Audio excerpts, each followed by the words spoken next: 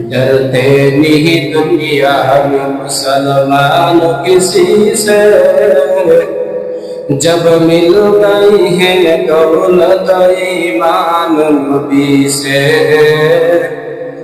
जब मिल गई है दौलत ईमान नबी से। इश्क़ का मौजूद है हर दिल में दफीना, मिलता नहीं लेकिन कभी बेखून पसीना, मिलता नहीं लेकिन कभी बेखून पसीना। उल्फत में बराबर हुआ कर के जफा हो, उल्फत में बराबर हुआ कर के जफा हो।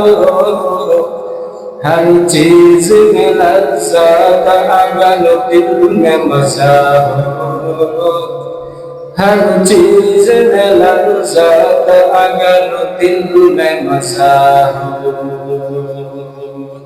क़ालू सुब्हानका ला इल्म लना इल्ला मा अल्लमतना इन्नका अंतल अलीमुल हकीम। আলহামদুলিল্লাহ, লাহন্দ উত্তরকান্দা জামে মসজিদের সম্মানিত মুসল্লিন কেরাম, ঈদ উল আজহা উপলক্ষে এলাকার অনেক বিভিন্ন জায়গা থেকে চাকরি করেন, ঢাকা থেকে আপনারা বাড়িতে আসছেন। আল্লাহ তাআলা আমাদের সকলে ঈদগুলোকে আনন্দের সাথে কাটানোর পর আজকে পবিত্র জুমার দিন বিভিন্ন মাসগালাত থেকে ফারেক করে মসজিদে আসার বসার তৌফিক রব্বে কারীম আমাদেরকে দান করেছেন। এই জন্য অন্তরস্থল থেকে শুকরিয়া আদায় করছি, আলহামদুলিল্লাহ।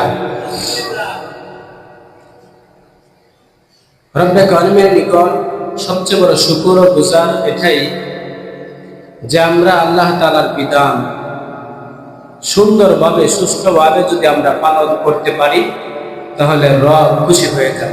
সুবহানাল্লাহ।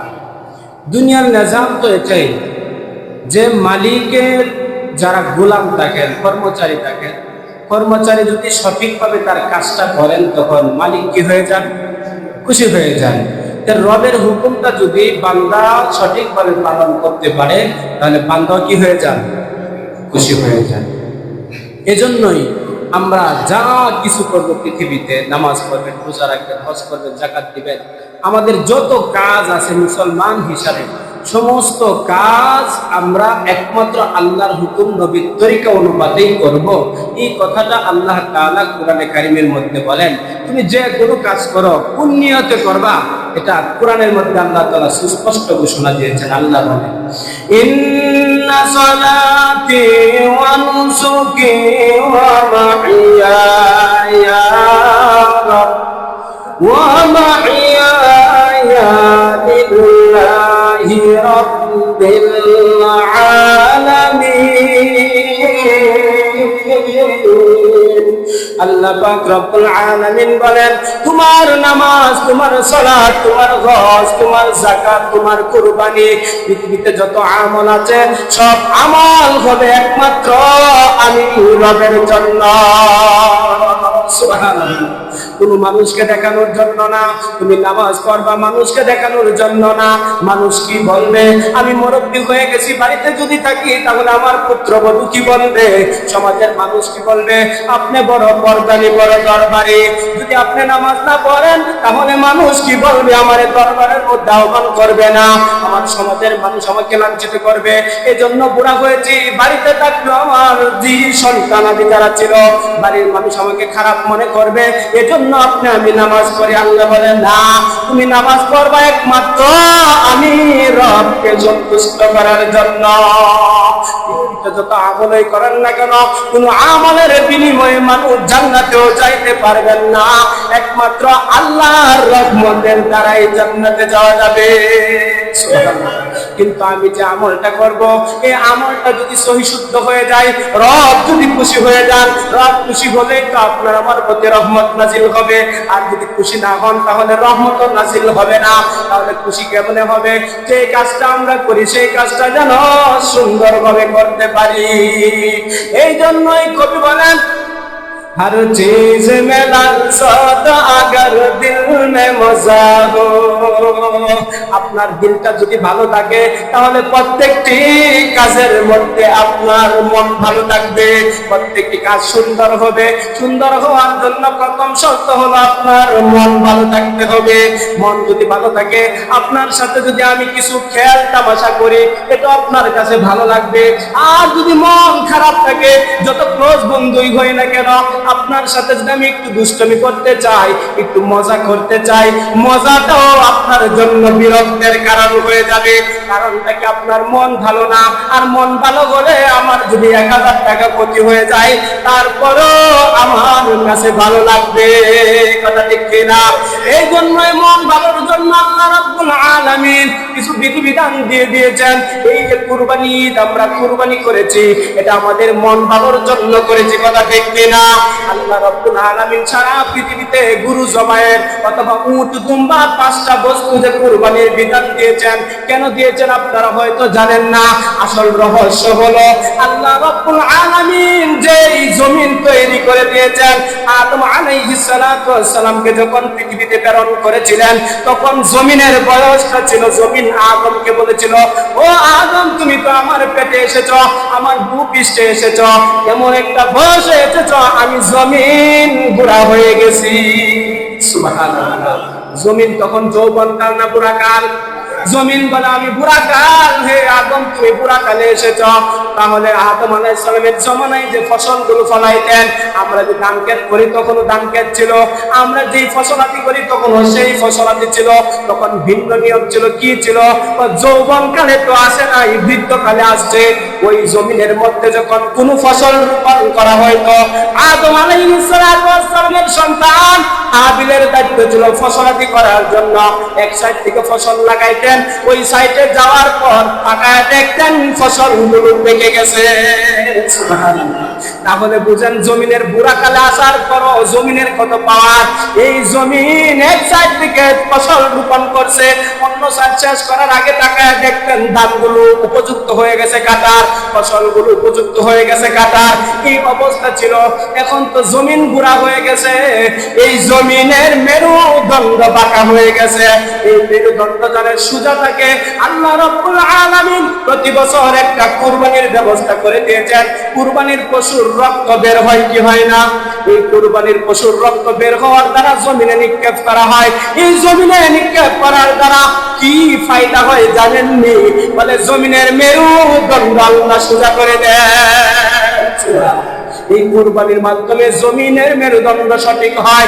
এই কুরবানির রক্তের প্রবাহিতের মাধ্যমে জমিনের মধ্যে একটা ফসল উৎপাদিত হওয়ার একটা ক্ষমতা চলে আসে। একটা ক্ষেতের মধ্যে একবার ফসল করেন, 2বার ফসল করেন, জমিনটা আস্তে আস্তে দুর্বল হতে থাকে। এই কুরবানির রক্ত দ্বারা আল্লাহ রাব্বুল আলামিন এই রক্তের মাধ্যমে জমিনের মধ্যে ওই যে একটা ক্লান্তি চলে আসে, আপনি কাজ করলে ক্লান্তি আসে, আপনি জিরান একটু অবসর নেন, ঠিক ভাবে জমিনে একটার পর একটা ফসল করতেছেন। এই জমিনের শক্তি জোগাড় করার জন্য এই রক্তের মাধ্যমে আল্লাহ জমিনের শক্তি বাড়ায় দেন। তাহলে কুরবানি মুসলমানদের জন্য ক্ষতিকারক না ভালো? আজকে দেখা গেছে বর্তমানে বিএনপির একজন এমপি বলেছে এই কুরবানি গুলো বাচ্চারা দেখলে ভয় পায়। বলেন নাউজুবিল্লাহ।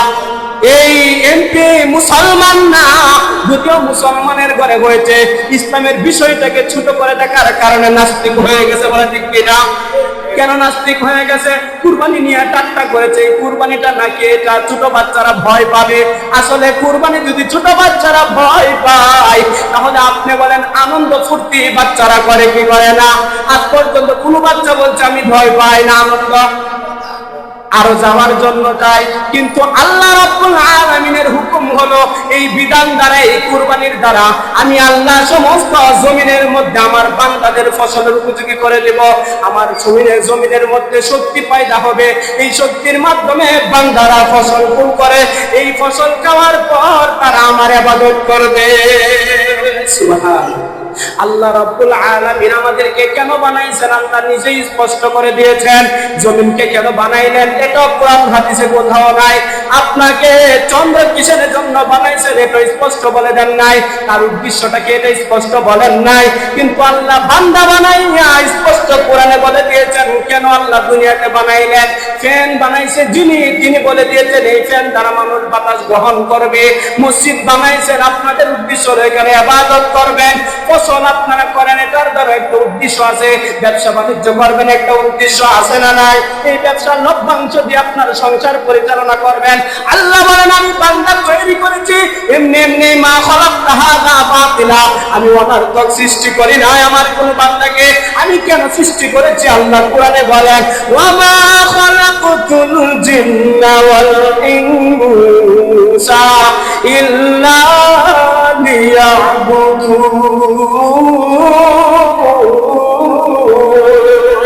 আল্লাহ বলেন আমি একমাত্র আল্লাহ, আমি আমার বান্দাকে সৃষ্টি করেছি আমি আল্লাহর ইবাদত বندگی করার জন্য।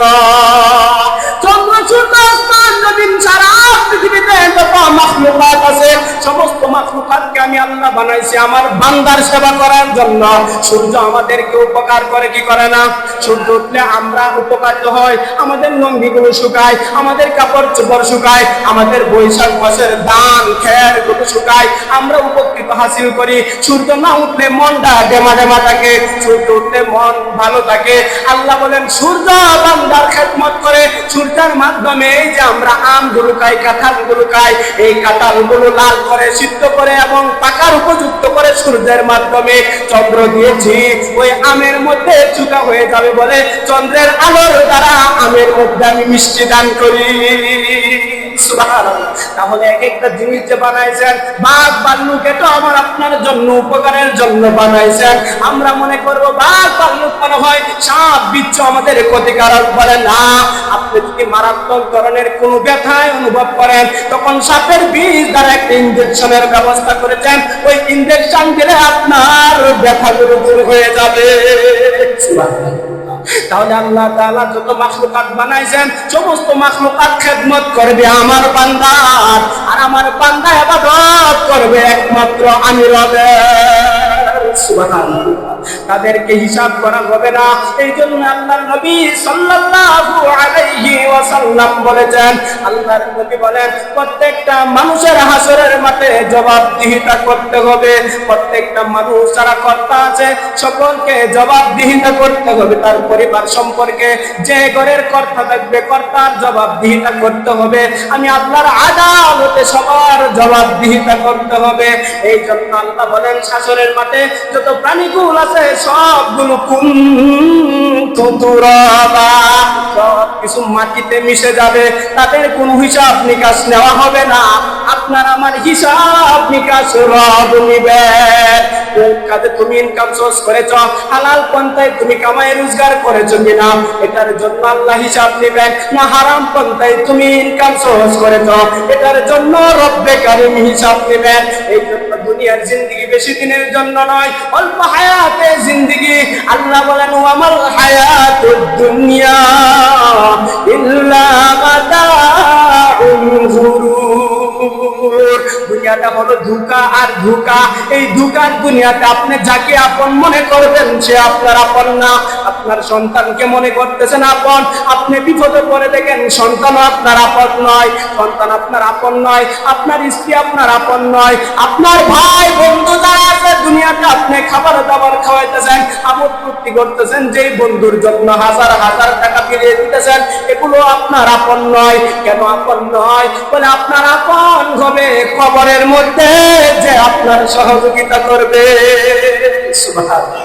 এটা হবে আপনার আমার জন্য আপন। এই জন্য দুনিয়াতে আপন বলতে কিছু নাই। কেন নাই আপন বলতে? আপনি যে একটা টয়লেট করেছেন, টয়লেটের মধ্যে একটা গোসলখানা করেছেন, গোসলখানার মধ্যে টাইল ফিটিং করেছেন, আপনি যখন মারা যাবেন, মারা যাওয়ার পর আপনার শেষ গোসলটা টাইলসের মধ্যে করাইতে দিবে না।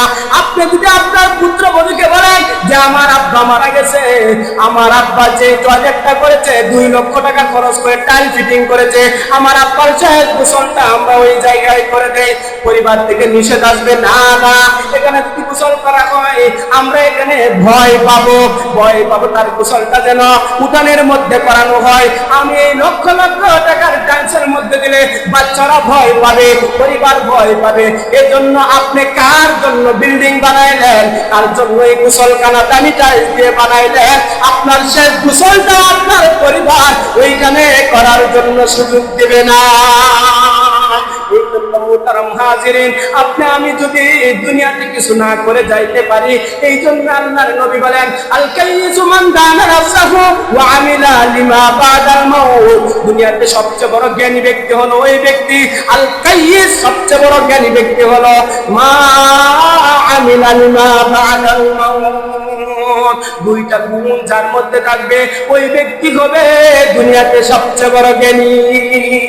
সুবহানাল্লাহ। কয়টা গুণের কথা বলেছেন? আল কাইয়িসু মান দানা নাফসাহু, 1 নাম্বার হলো নিজের হিসাব নিজে নিবে। 1 নাম্বারটা কি বলেন? নিজের হিসাব নিজে নিবে। আমি কি করতেছি, আমি কি ভালো করতেছি না মন্দ করতেছি, আমি যে একজনের সাথে আচরণ করতেছি আচরণটা ভালো না মন্দ, আমি যে একজনের সাথে মুআমালাত করতেছি মুআশারাত করতেছি এটা কি ভালো না মন্দ, আমি যে সুদ খাইতেছি ভালো না মন্দ, আমি যে নামাজ পড়ি না ভালো না মন্দ, এই নিজের হিসাব নিজেই নিতে হবে। এই জন্য এই হাদিসের মধ্যে আছে ইস্তাফতাকি নাফসাক, তোমার বিবেকটাই হলো তোমার সবচেয়ে বড় আদালত। অন্যের কাছে বিচার চাইতে হবে না, তোমার বিবেককে তুমি প্রথমে প্রশ্ন করো যে এই কাজটা করবা, এই কাজটা তোমার বিবেক কি বলতেছে। সুবহানাল্লাহ। তাহলে 1 নাম্বার আমরা করব নিজের হিসাব নিজে নেব। 2 নাম্বার ওয়া আমিলা লিমা বাদাল মাউত, এমন আমল করব মৃত্যুর পরবর্তী জিন্দেগির জন্য আমরা আমল করব। পারবো না ইনশাআল্লাহ? আল্লাহ তাআলা আপনি আমাকে সকলকে এই দুনিয়ার জিন্দেগিতে কবরের সামানা তৈরি করে কুরবানি বলেন, নামাজ বলেন, হজ বলেন, ইবাদত বন্দেগী বলেন, আল্লাহর হুকুম নবীর তরিকায় যদি আমরা করতে পারি কে খুশি হবেন? আল্লাহ তাআলা খুশি হলে আল্লাহর প্রতি একটা রহমত নাযিল হবে। আপনার আমার প্রতি রহমত নাযিল হলে ইবাদত দিয়ে জান্নাতে যাইতে পারবো না, কথা ঠিক, কিন্তু আল্লাহ তাআলা খুশি হবেন ইবাদতের মাধ্যমে। খুশি হলেই তো রহমত নাযিল হবে, আল্লাহর রহমত দিয়ে আপনি আমি জান্নাতে চলে যাব। সুবহানাল্লাহ। যত আমল করি সব আমল লিল্লাহিয়াতের জন্য, আল্লাহর জন্য করতে রাজি আছেন ইনশাআল্লাহ?